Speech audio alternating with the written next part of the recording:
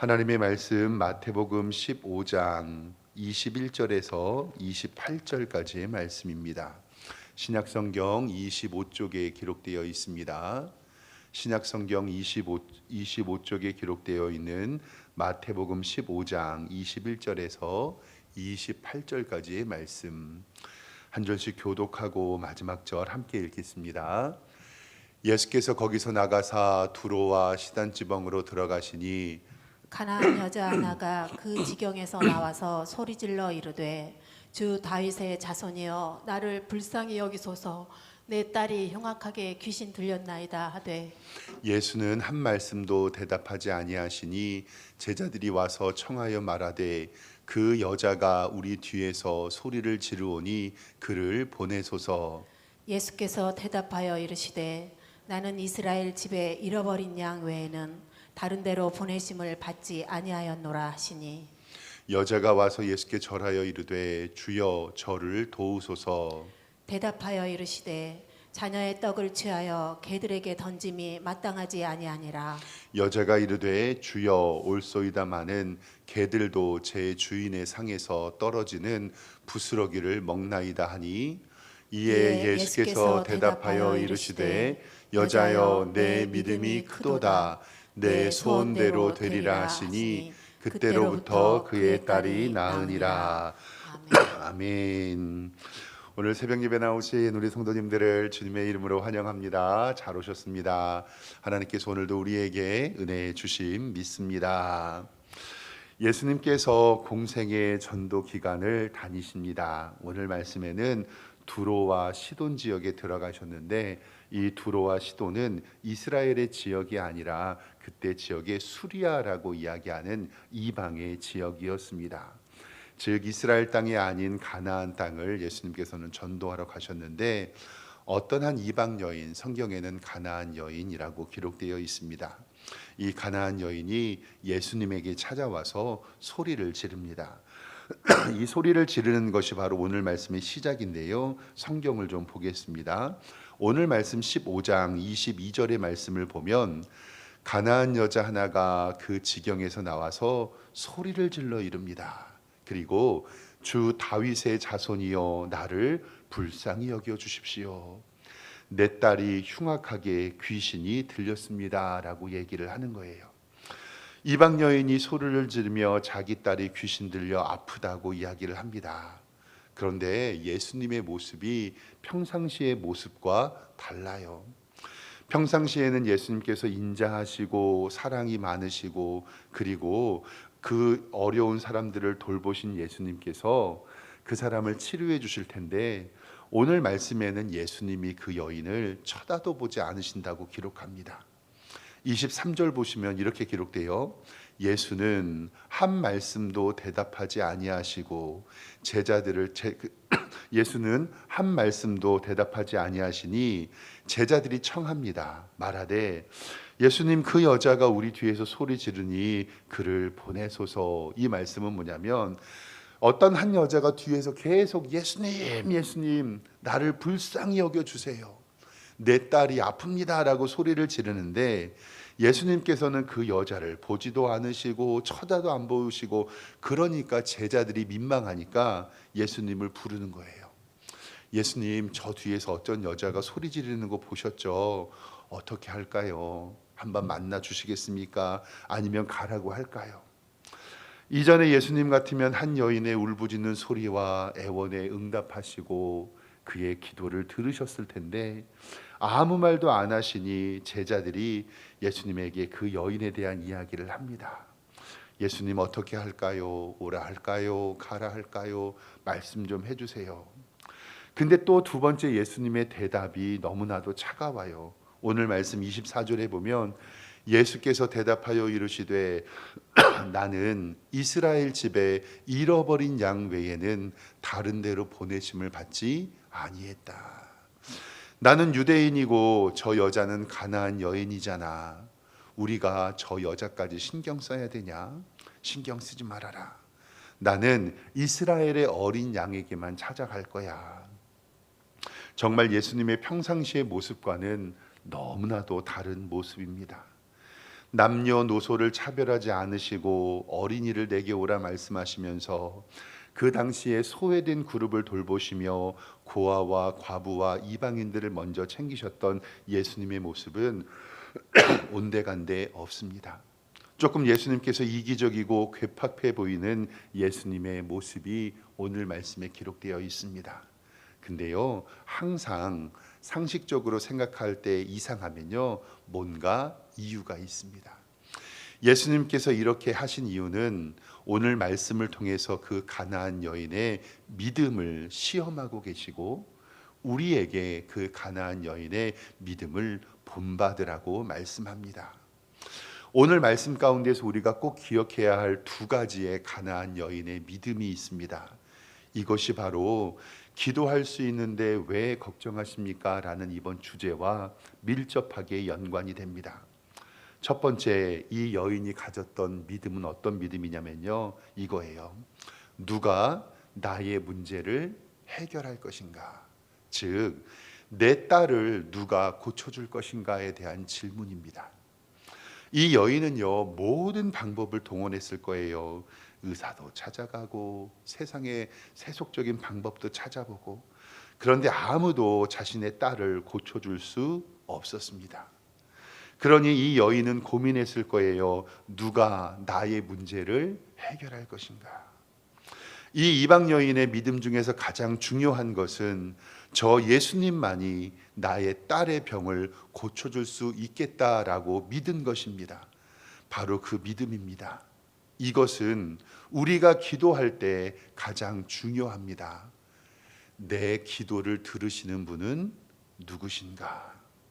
사랑하는 성도 여러분, 오늘 기도할 때 내 기도를 들으시는 분은 나의 창조자이시고 나의 구원자이신 하나님의 아들 예수 그리스도임을 우리는 믿습니다.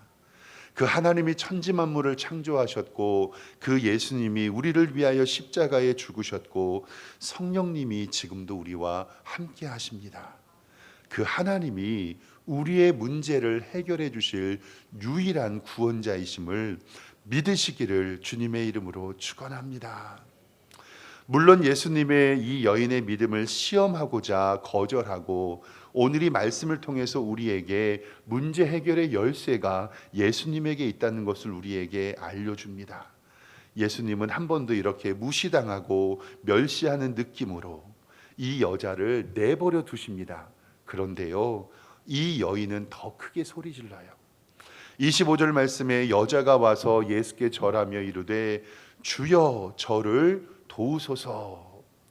사랑하는 성도 여러분, 이렇게 여인이 이런 창피를 당하고도 나는 이스라엘 집의 어린 양 외에는 다른 데로 보내심이 없다라고 철저하게 배격함에도 불구하고 이 여인이 또다시 예수님께 나와 소리를 지르며 절하고 나를 도와주십시오라고 이야기할 수 있는 이유는 바로 이 여인의 딸을 고쳐줄 수 있는 분은 누구밖에 없는 거죠?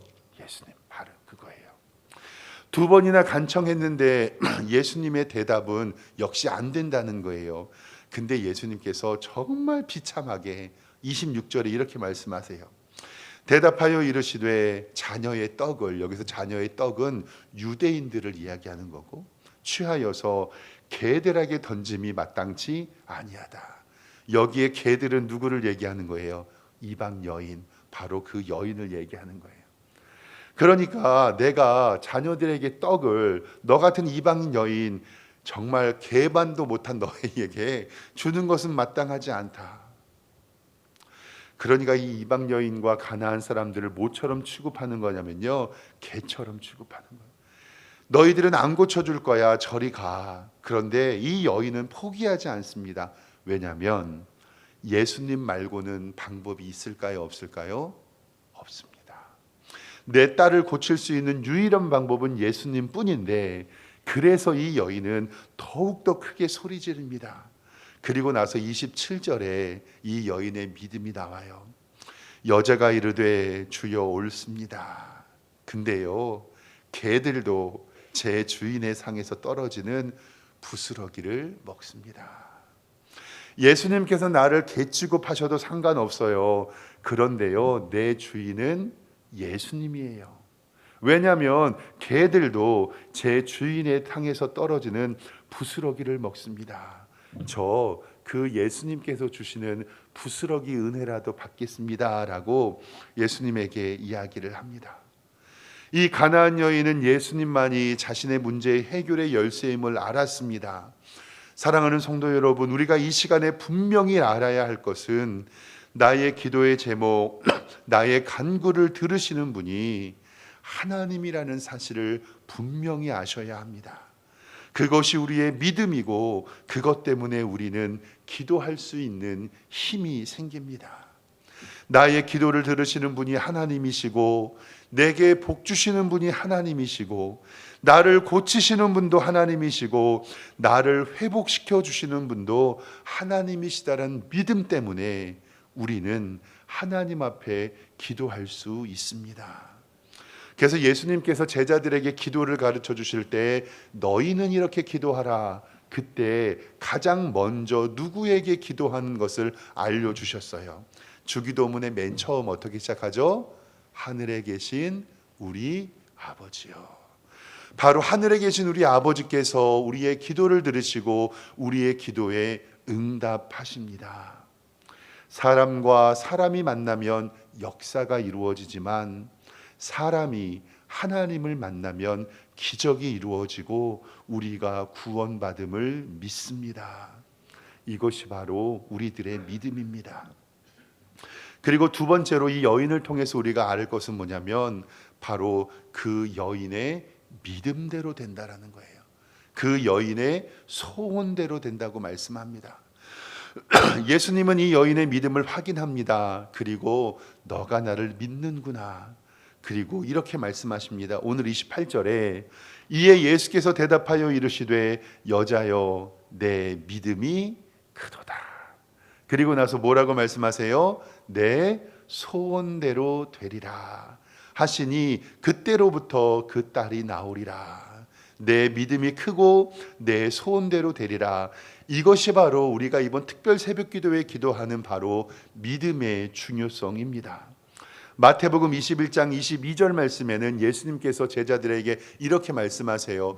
너희가 기도할 때는 무엇이든지 믿고 구하는 것은 다 받으라 하시고, 마가복음 11장 24절에 내가 너희에게 말하노니 무엇이든지 기도하고 구하는 것은 받은 줄로 믿으라. 밑줄을 쳐놨는데 믿고 구하는 것과 기도하고 구하는 것에 똑같은 말씀이에요. 그러니까 믿는 자가 뭐 하는 자예요? 기도하는 자예요. 기도하는 자가 뭐 하는 자예요? 믿는 자예요. 야고보서 1장 6절 말씀에 예수님께서는 오직 믿음으로 구하고 조금도 의심하지 말아라. 의심하는 자는 마치 바람에 밀려 요동하는 바다 물결 같으니 이런 사람은 무엇이든지 주께 얻기를 생각하지 말라라고 우리에게 말씀합니다. 그래서 여러분들 잘 아는 히브리서 11장 1절 말씀, 믿음은 바라는 것들의 실상이고 보이지 않는 것들의 증거라고 우리에게 꿈과 소망이 얼마나 중요한지를 알려주십니다. 믿음이 없이는 하나님을 기쁘시게 하지 못하는데 하나님께 나아가는 자는 반드시 그가 계신 것과 또한 그가 자기를 찾는 자들에게 상 주시는 이심을 믿어야 할지니라. 아멘. 가나안 여인은 첫 번째 예수님만이 내 딸을 고칠 수 있다라는 믿음을 가졌고, 두 번째로 믿음대로 이루어지는 믿음을 가졌다라는 사실입니다. 사랑하는 성도 여러분, 우리의 문제 해결과 우리의 모든 응답은 하나님께 있음을 기억하시고 오늘도 믿음대로 되는 소원대로 역사가 이루어지는 기적을 맛보시기를 주님의 이름으로 축원합니다. 우리 이 시간에 나의 힘이 되신 여호와여, 우리 함께 찬양하고 기도하도록 하겠습니다.